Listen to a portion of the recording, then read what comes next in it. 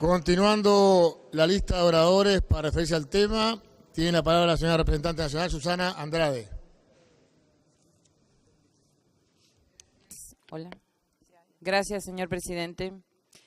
Saludo al conjunto de legisladoras y legisladores y agradezco a la fuerza política Frente Amplio que integro y me permite hacer uso de la palabra en homenaje a las mujeres afro, relevando el 25 de julio, Día de la Mujer Afrolatina, Afrocaribeña y de la Diáspora, que nace en 1992 en República Dominicana, en el primer encuentro internacional de mujeres negras, donde algunas compatriotas tuvieron el privilegio de estar presentes. En cuanto a la esclavitud como hecho generador de esta inmoral desigualdad racial existente, mi intervención parte de la base de que si abolir es derogar una costumbre, un precepto o una ley, como resultado de un proceso lo formal se hizo, aunque liberación absoluta del flagelo de la esclavización y sus secuelas no existe, y las consecuencias en la vida de la gente son perennes e irreparables. De no ser así, no estaríamos luchando por equidad racial y no tendría sentido incluso esta intervención especial. Ojalá todo hubiera concluido con las aboliciones. Ni con las rebeliones terminaron los efectos nefastos de la esclavitud, que solo pueden remediarse y parcialmente. Hay una grave, casi indestructible injusticia social estructural derivada de la comercialización industrializada de gente africana, traída de países costeros mayormente, para trabajo esclavo, desde la invasión de Europa en las Américas, y es lo que me propongo historiar brevemente en su contexto social. La violencia racial contra la población afro campea en varias partes del mundo, actualmente, bajo diversas formas. Lo que está pasando en Estados Unidos, por ejemplo, no son fábulas. Y cuidado que el norte es un modelo para mucha gente, también de lo malo que allí sucede lamentablemente. El racismo no es un cuento, sino un flagelo mundial del cual Uruguay no está exento ni tiene antídotos. Destaco también que todo lo que pueda señalar en cuanto al menoscabo de los derechos históricamente arrasados de las personas afrodescendientes es una realidad siempre agravada cuando la víctima de vulneración pertenece al sexo femenino, estigmatizado y visto como inferior entre lo inferior por la impronta de una sociedad racista y patriarcal, derivada de sistemas de gobierno primero monárquicos, luego oligárquicos y posteriormente reproductores de lógicas capitalistas y excluyentes. En el que hoy es Uruguay, el fin del régimen esclavista que duró más de 150 años entre los siglos XVII y XIX, fue resultado de un proceso que sufrió la misma dialéctica de la formación de las instituciones del país, entre invasiones imperialistas, guerras por la posesión y dominio de riquezas y territorios, caudillos y sus intereses partidarios, disputas de poder y finalmente luchas independentistas que lograron la orientalidad tiguista, no el fin del yugo esclavista. En ese contexto, si bien es importante la llegada del fin de la legalidad, de la terrible ilegalidad del comercio de esclavos, pierde importancia el protagonismo de estos supuestos logros abolicionistas, pues quienes tuvieron iniciativas más o menos sinceras para poner fin a la esclavitud en nuestras tierras, fueron los mismos, en términos de clases sociales y de gobierno, que dieron inicio, se beneficiaron y prohijaron el surgimiento y permanencia de la trata humana en la etapa de la invasión colonialista. Y lo peor es que ya estaba por entonces más que instalado el racismo y la desigualdad racial y social en general en las estructuras y con las debidas garantías de reproducción. La situación de privación de los más primarios derechos a la vida y a la libertad de muchos aseguró el poderío, dominación económica, social y política a perpetuidad de algunos y marcó a una etnia aún luego de finalizada la esclavitud y para siempre. De allí la vigencia política del prejuicio en la actualidad.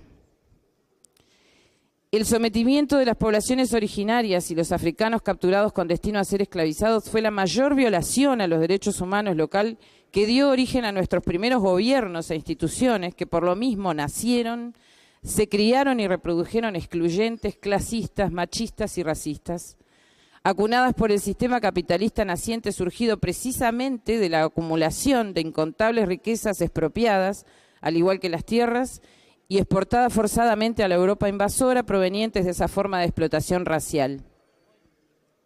Este Estado no fue hecho para nosotros, dijo el embajador afro-uruguayo Romero Rodríguez hace poco en el seminario Quilombo, Espacio de Libertad. Y dijo una gran verdad. No existíamos cívicamente en las decisiones estatales y ello determinó la invisibilización y negación de la problemática de inequidad y brecha racial entre afros y no afros y el advenimiento de jerarquías culturales en las sociedades ya democratizadas. Apellidos de alta alcurnia, ilustres artífices y actores de nuestras primeras formas de gobierno, acudían a los desembarcos o a los depósitos para surtirse de esclavos e incluso algunos, como Lucas Oves, se dedicaban a comprar al por mayor y luego a la reventa. Cabildantes, profesionales, políticos, comerciantes, las clases pudientes de nuestra sociedad colonial, urbana y rural, poseían entre sus bienes a seres humanos esclavizados. Nuestros libertadores los tuvieron. Por eso es tan importante la conciencia que tengamos de estos hechos para poder al menos cambiar a futuro las condiciones de vida de los castigados endémicamente y lograr una convivencia en equidad que nos lleve al desarrollo pleno como comunidad multicultural y pluriétnica, con 3 raíces de identidad original y primaria, 2 de ellas avasalladas. Javier Laviña dice, en su libro Cimarrones y Esclavos, la esclavitud en el mundo moderno se encuadra dentro del sistema capitalista de producción de bienes y mercancías para el comercio mundial. Es en esta diversidad que debemos entender las formas de explotación colonial. La esclavitud fue una de las múltiples estrategias de obtención de plusvalías. El esclavismo se caracterizó en todos los tiempos y lugares de América por el uso de la violencia. Los propietarios, apoyados por las leyes, sometían a golpe de látigo. El miedo era fundamental para mantener el sistema e inducir a los dominados al sentimiento de inferioridad. Sin esos 2 elementos, la esclavitud se hacía imposible de mantener. Por eso el uso de la violencia como factor de dominación. Agrego, por eso la cosificación que conlleva el uso del objeto adquirido a placer, donde la tortura y el abuso sexual eran moneda corriente, ya que el amo era dueño de la vida y también de la muerte de sus piezas de indias. Los colonos ingleses en América del Norte administraban hasta las relaciones sexuales entre sus esclavos y se preciaban de establecer odios entre negros e indios como forma de que no se unieran ante el destrato sistematizado que sufrían por igual. La trata negrera en la banda oriental, igual que en sus hermanas tierras latinoamericanas, constituyó un excelente negocio para los traficantes y también para las arcas del cabildo en forma de tributos, en particular para Montevideo, porque su puerto favorecía el tránsito de buques de ultramar. Un esclavo africano valía unos 200 pesos fuertes, el equivalente a un auto usado de mediano valor en la actualidad, y los tenía quien los podía comprar. El cabildo ordenaba los impuestos a cobrar por el comercio de personas, igual que por el ganado y otras mercancías, así como la reglamentación con fines fiscales. El depósito esclavista Caserío de los Negros, creado en 1787, en gran medida fue un intento de evitar el contrabando.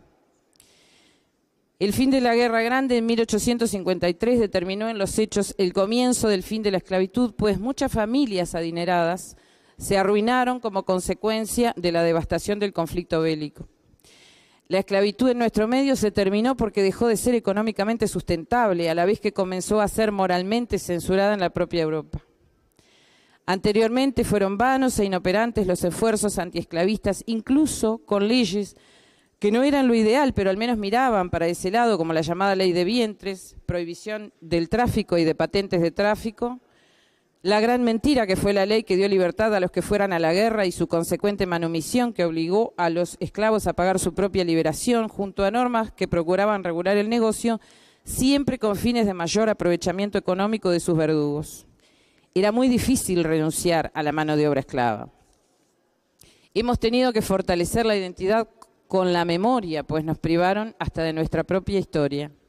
Aún con un prócer seguido y apoyado en sus guerras emancipadoras por negros, negras, como dijo la diputada que me antecedió en la palabra, e indios, que consagró la libertad civil y religiosa en toda su extensión imaginable y que los más infelices fueran los más privilegiados, reconociendo por primera vez la presencia de infelices en la sociedad, aquel que bregó por la pública felicidad tampoco fue obedecido en eso.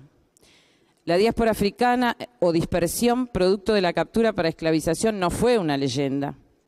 El tráfico negrero era un crimen sin nombre y aún no sabíamos que, igual que el genocidio indígena, sería considerado jurídicamente una lesión perpetua a la humanidad y, por lo tanto, imprescriptible. Hoy, 2016, agradeciendo avances de dos gobiernos frente amplistas, dando cabida a los reclamos de la sociedad civil, donde las políticas públicas universales y focalizadas en los sectores especialmente vulnerados de la población, calificados como víctimas por organismos internacionales de derechos humanos, con legislación nacional e internacional refrendada y espacios de trabajo por equidad étnico-racial transversalizados en muchos organismos de gobierno, la situación, aunque ha mejorado, sigue siendo diferenciada por la gran desventaja social existente que obstaculiza el disfrute pleno de los derechos de la ciudadanía afro. Y lo que se ha hecho, aunque es mucho, resulta ineficiente. Por ejemplo, en los últimos 10 años, la pobreza bajó más de un 30% en la población afro. Es un gran logro. Sin embargo, bajó mucho más en la población blanca. O sea que aumentó la brecha de desigualdad entre afros y no afros en cuanto a los índices de pobreza. La discriminación racial está sobrediagnosticada y es política normativamente enfrentada.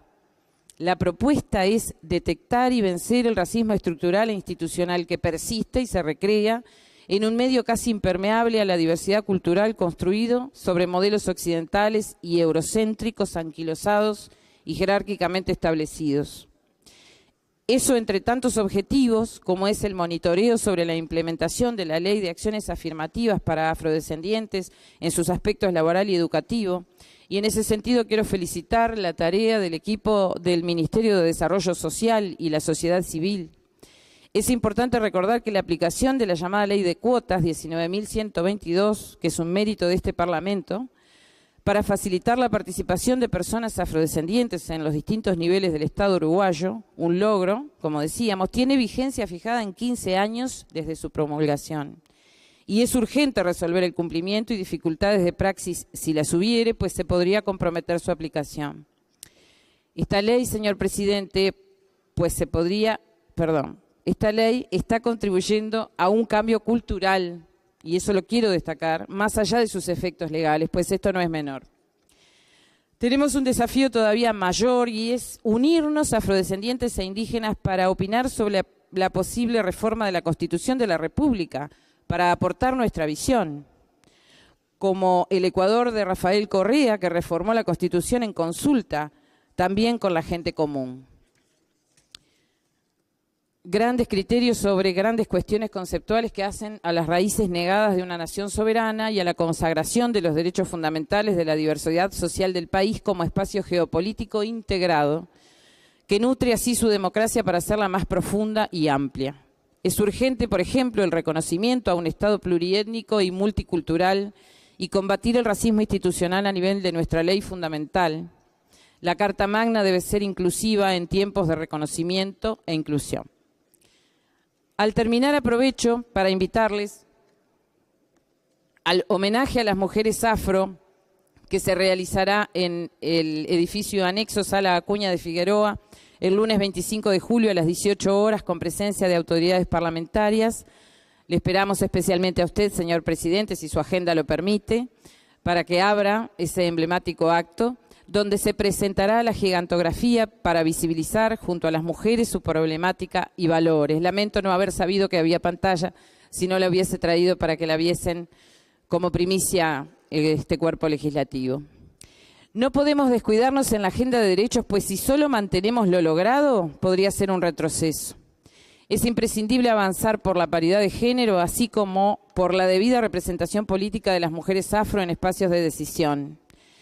El marco es la Convención para la Eliminación de la Discriminación Racial, la Declaración de Durban, el Convenio 111 de la OIT, la Ley 19.122, el diseño de las personas afrodescendientes, que dura hasta el 2024, entre tantas legislaciones.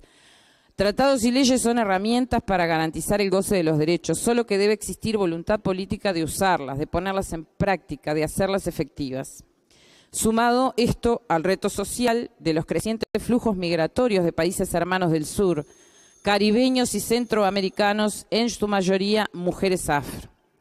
Más que en los remedios para la equidad, me quedan 2 minutos, creo en la profilaxis, en la prevención, creo en invertir en la educación, no solo en la formal, sino en la informal y sobre todo en los medios de comunicación. Esa propaganda que hizo que se recibiera a los sirios con carteles de bienvenida y esa no propaganda que hace que cada día inmigrantes indígenas y afros de diferentes países, algunos vecinos, sufran actos de discriminación racial y xenofobia como cosa cotidiana. Los diarios de la época del coloniaje publicaban avisos ofreciendo negras y negros para ser vendidos como esclavos y algunos reproducían también la rebelión. Decían algunos de los libertos, hemos peleado ayer para ser libres. Preciso es también que pensemos en ser felices y que esa felicidad sea partícipe de todos, de todas y de todas las condiciones sociales. Clamor que cayó siempre en el vacío y la indiferencia que mantenían los encargados de imponer la ley y la Constitución. Muchos de ellos incluso, con cicatrices de guerra, volvían a las garras de sus dueños, a pesar de las promesas y los compromisos de Estado para intervenir en su rescate. Y finalizo definitivamente diciendo que con todo lo que tiene de digno ser obrero, de lo que sea, el servicio doméstico en Uruguay sigue teniendo rostro de mujer afro y eso significa que algo todavía no anda muy bien. Nuestras damas negras en su mayoría trabajan de sirvientas porque tienen dificultad al acceso a otros niveles laborales y así continuamos alimentando estereotipos y asociando el color de la piel a determinados ámbitos de trabajo considerados de menor jerarquía o subempleos y esto es grave. Concluyendo entonces, se ha hecho mucho contra la exclusión y falta mucho más todavía para la equidad. Muchas gracias.